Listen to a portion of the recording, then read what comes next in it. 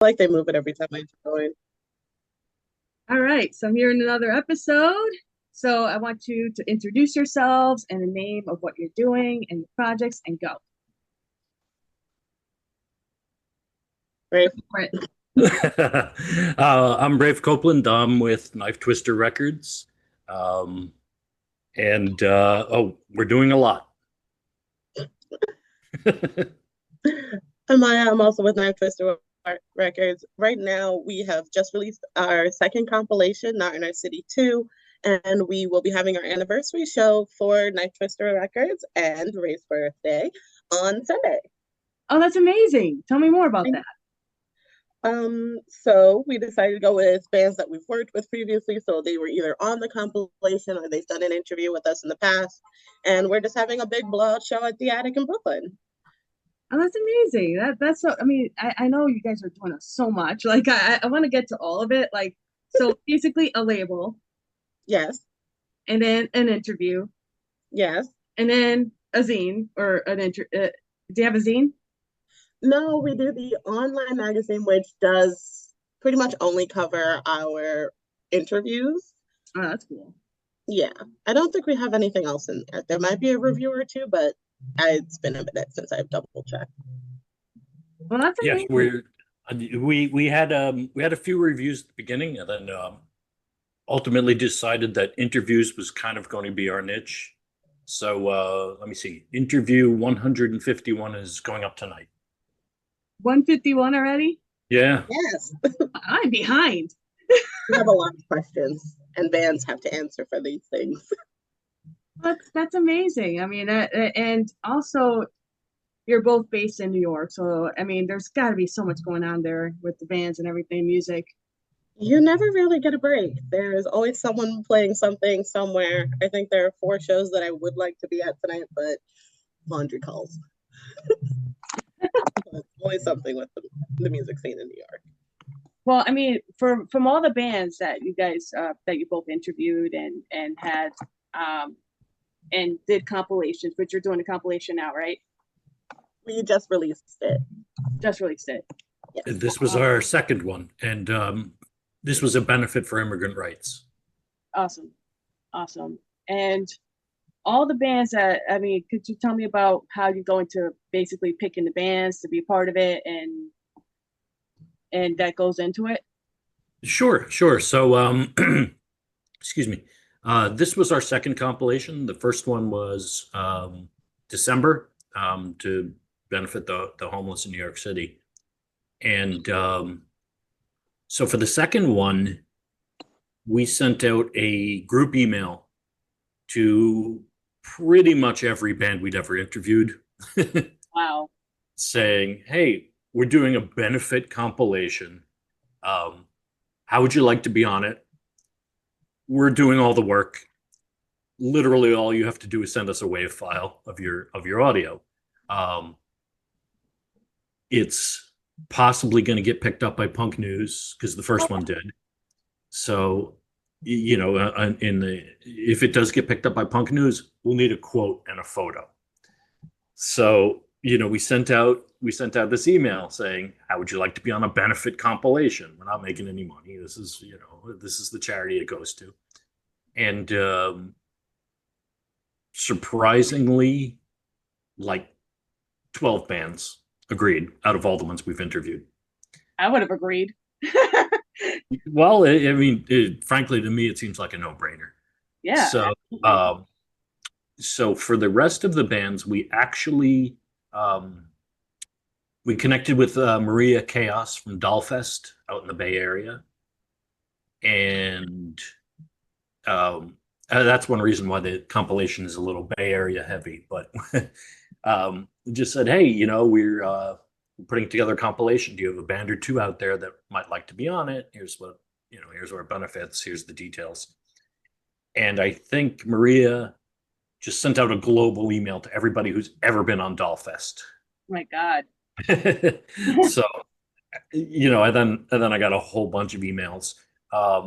It actually turned out pretty well because we got a lot of cool bands. I really love Skip the Needle, their track, and 18 Fevers from South Korea. They're good. I like them a lot. Yeah, so they agreed to be on it, which was great. I love the song. It's a really touching song, and so that's how it came about. Really, the quick behind the scenes is that the first compilation was going to be all New York bands, and it essentially was. So, thematically, I was thinking that, in the case of us doing a second compilation, the first one is going to be sort of thematically New York cares about New York.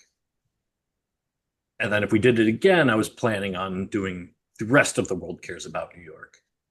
So it was a, concerted effort to get a wide geographical range, and it turned out to be 22 bands from 8 countries on 4 continents. Damn. That's pretty great though. That's it helps when you have bands from all over and just to promote and get the message out there, and that's really cool. Yeah. Are you thinking of doing another one again? Digital age. I'm sorry, I cut you off. I'm sorry. Go ahead. No, I'm saying it's probably the greatest benefit of the digital age is that you can have an entire planet's worth of music just at your fingertips, and people who make music from That's everywhere. so true. It's Yeah, so true. Like, and Maya got quoted in Punk News, and my younger daughter got mentioned because she did some of the artwork. well, that's amazing. I'm Yeah. so happy for both. Like that's really cool that Punk News is like, they're on to you guys. So that's really cool. Yeah. Are you doing another one or coming out with anything coming up?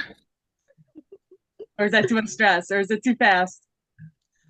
Rick's just like that. So he will say no, but I'm going to put my money on probably a third one will end up on the horizon sometime. I have a. I know myself, and I never lie to other people, but I do lie to myself. So when I say I'm not going to do it again, I'm going to forget what it was like going back and forth 8 times with 22 different bands, with the charity, with the sponsor for the first one, with Punk News, with an artist, with the CD manufacturer. I'm trying to put it all together on a deadline. Isn't it fabulous?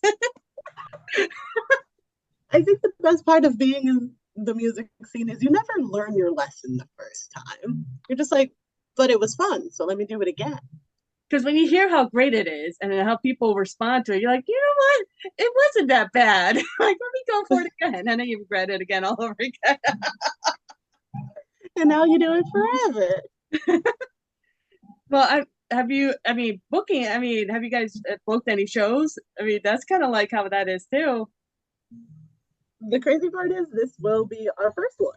So the anniversary show is our first show that we're booking, that we're planning, that we've organized. Ooh. And similar to Raph, I tell myself that I would never do this again because going back and forth with 4 bands, including the venue over and over again, 8 different times for different things, is evil. And yet, I will never lie to both of us, and it will probably happen. But it is good practice, though. Yeah, it is good practice because we have been asked to book a full tri-state area run of shows for a band at the end of the year. Oh wow! Which not sure about. And these would be larger venues. Oh, larger venues too. Yeah, oh man, probably. That's pretty serious. Probably Live Nation would be involved. And oh dear. Can we not? I feel like I can find a way to not. Yes. I will find a way. I will manage to find. I will build my own venue before going to Live Nation. Do it. Oh man. Yeah, I mean that it's a tough thing. I mean, I give you all credits. That is stressful, but and it's also it's a lot of work what you're both doing. It's a lot. I mean, does it get overwhelming, or is it? Do you feel like this is something that you want to do for your scene, or Yes, to all of those. It is overwhelming. It's something we want to do for the scene. Um, I went through. I think when my first interview came out, I went through a couple days of feeling kind of weird. It was like, honestly, almost kind of like imposter syndrome. It's like I'm just some guy. Why are there interviews on the internet with me? And now I feel a little more comfortable with it, but it's tiring. Yeah. It's tiring. 151 interviews in less than a year. That's a lot. That is a lot. And no breaks in between or nothing, just go powering through. That's a lot. That's a lot of fucking work. And then coordinating it. Bands don't realize how much effort it takes to put everything together. And just because you're highlighting the band, you still have to come up with everything and do everything. So it's a lot. Yeah, and that doesn't even count all the bands that have committed to an interview and then disappeared. Yep. Or bands that we've sent questions out to who have never even bothered. Really? Oh yeah. We have a shit list page on our spreadsheet. No way. Oh yeah. Oh I shit. feel truly, for everything that I've ever done in the music scene, I feel like the most important lesson you could ever learn is nobody forgets and everyone knows. So when you do things and you're like, nobody will really care or remember that I did this, someone does. They really fucking do. You're so right. I had a band. If you go to another person and they mention your name, and the other person will be like, oh, them, they did X, Y, and Z. And it's always good to try to put your best foot forward with other people, no matter how like insignificant you may think they are. It almost always turns out that they're not. Yeah. And frankly, the whole thing is kind of illogical. I mean, if you're a band and you're offered free press, yes, at the cost of what, an hour and a quarter of your time, yeah, doesn't make sense to me why you wouldn't bang that out within 2 days. But yeah, no, it happens. It happens. People forget, people disappear, and we're not talking about huge bands turning us down. We had a dopey punk band from Bolivia with 150 followers. And after a month, I was like, guys, what's going on? Oh yeah, we forgot. We forgot. We forgot. In this age. Yeah, I don't want to make too much of the fact that we're in New York, because we're in New York and it doesn't mean much to us. But I have a feeling if you're in La Paz, Bolivia, New York has a certain cachet that you might want to get interviewed. Yeah, but they forgot. I cannot believe that, and it kind of and the thing is too, like, I understand, because there's some bands that don't have that professionalism, like they and I feel like that's important, and you both made good points, because like sometimes that band, they do something and you're like, fuck you for good. I can be forgiving as long as it's not like too serious. If it's, I forgot, I admit to the fact that like my memory ain't the best either. So if you're a new band and you've been like a year and things were just getting crazy and you didn't know what to do and it kind of just slipped through the cracks, I'm not gonna like light you on fire. But there are some occasions where I'm like, you claim to have been in the game for like a decade. I feel like you should know how to answer emails. Yeah. Yeah. That being said, we do make every effort to bend over backwards. Yeah. We had a band on our compilation that just completely disappeared. Oh no. They sent us the audio file. We got confirmed from Punk News. I wrote back to them. I said, "Hey, you're going to be quoted in Punk News. Um, can you give me a quote, with an attribution and a photo?" And nothing. And I emailed 6 times, and I messaged because I'm up against a deadline, and no response. And, I, rather than, get annoyed, my first thought was, oh, crap, maybe somebody had a medical emergency. Maybe there was a death in the family. Um, I don't want to get annoyed that they aren't responding to my emails and omit them from something. Um, at the end of the day, they were just impossible to reach, and they got left off of the write up. That's what they get. And also, unless you wanted to do write off and put powered by Chat GPT, that's what I would put for the write off if they did it to me. Well, I am also deeply anti AI, and I'm like, if you don't want to say anything, that's fine, but I'm not making a ghost do it. I'm okay with the fact that I made every effort under the sun to get Right. through to them, down to messaging their personal accounts, saying, Wow. "Look, I need a quote from you. It's going to Yeah. take you 4 minutes. You're holding everything up." I don't get And it. But then there's some bands that, like, even though there's those bands that I don't understand. Fortunately, they're not going to make it too far ahead with that kind of a lack of professionalism, rather. But then I'm sure there's people bands and stuff like that you build relationships with. There's bands, there's, people I'm friends with for years just because of music. Isn't that cool how, like, it brings it all together? Oh, absolutely. I can spend maybe 10 minutes talking about people I don't like, but you give me someone I love, I will sit there and you will have to listen to me talk about how much I love them for hours. The way Yeah. that I talk about bands like Pillow Biter and Evie Echoes and Locations, Oxymorons. Like, there are so many bands that have done so much, and they are so good, and they are just blowing up all over the place. And I cannot wait to see how much bigger they get, even though sometimes I feel like, how can you even grow from there? But yeah, every band that I've ever loved is probably somewhere in me until the end of time. That's true. They stay with you, and you feel like so happy that you met them and you listen to them, and you feel like kind of like proud for them. But you know what I mean? They're like, oh, that's cool. yeah, Yeah. I honestly, over the past year, I've made friends all over the world, and I've turned acquaintances into friends. And that's what I love about music. It's like it brings people together, even if it's like a song from a different language or different, I don't know, people from different places, and somehow there's unity at that. Even though the world doesn't really have much unity now, at least there's unity with music, which I think is great. I think we have plenty of unity as people, especially notice that with like everyone who's been visiting New York because it's been a busy year for our city.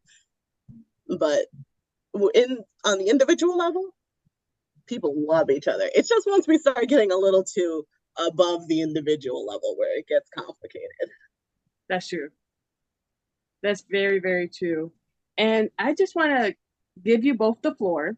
I don't want to keep you guys too long, but I want to give you both the floor. Whoever wants to go first, I want you to say whatever you got to say, any important messages, anything you want to promote. I'm giving you the floor. Take it away. Whoever wants to go first. I guess we'll go with the easy stuff. Check out our compilations. We have Not in Our City 1, which was to benefit New York's homeless, as Raph said. And then Not in Our City 2, which is for immigrant rights. So you get a ton of music. They're, I think, $10 on our website because CDs are so much cheaper than vinyl. And Okay. you can listen to them forever. So check those out if you're hanging around New York on Sunday. This isn't out before Sunday, but I feel like it'll be after. You can totally come to the Attic in Brooklyn and check out our anniversary show. We've got 4 whole bands on the lineup: Cop Out, Goof Goblin, Ill Raised, and jog my memory, Race. No call, no show. No call, no show. I should remember that considering I've done that before. But we'll be having a great time. It'll have some giveaways. We're going to have Aaron from Butterbrain hosting. So that's going to be neat. You get to see someone who's built the scene hang out with us while we eat cake and, pretend we're cool. But you are. Oh, I'm the coolest. But yeah, so, and if it's after, I'm just happy that I'm taking a nap now. All right. Anything else you guys want to add? We have grown a lot over the course of a year. We've gotten a lot of media coverage. We've gotten a lot of followers. We've accomplished quite a bit. And honestly, there is a secret to how well we've done, I think, at least from my part. And that is just being nice to people. When we do an interview and, let's face it, an interview benefits the band. Doesn't tremendously, I mean, it's good for us too. But it's about the band. And they thank me for the interview. And I say, you know what? Thank you. Thank you for doing it. And I think that's kind of illustrative, because if I want to leave your listeners with a message, it costs nothing to be nice to people, it costs nothing to be polite. It really benefits everybody. I love that so much. That was so cool. I'm like sitting here like going like this until my head fell off. So I agree with it so hard.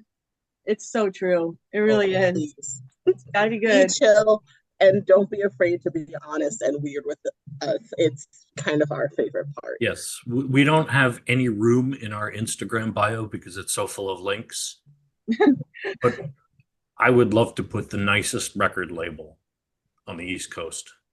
I'm not holding myself to that level. You can be the nicest record label in New York. I might bite. Well, I love what you both are doing. I mean, honestly, I want you both to skyrocket. Like honestly, because you both are awesome. Honestly. Thank you. I want a Knife Twister Records World Tour, but that can wait a couple of years. It'll happen. You never know. Things can happen. Wink, wink. But yeah, thank you both for doing this. And yeah, I mean, keep doing what you're doing. Keep killing it. I love it. Yeah, thanks so much for having us. Thank you. Thank you very much. All right.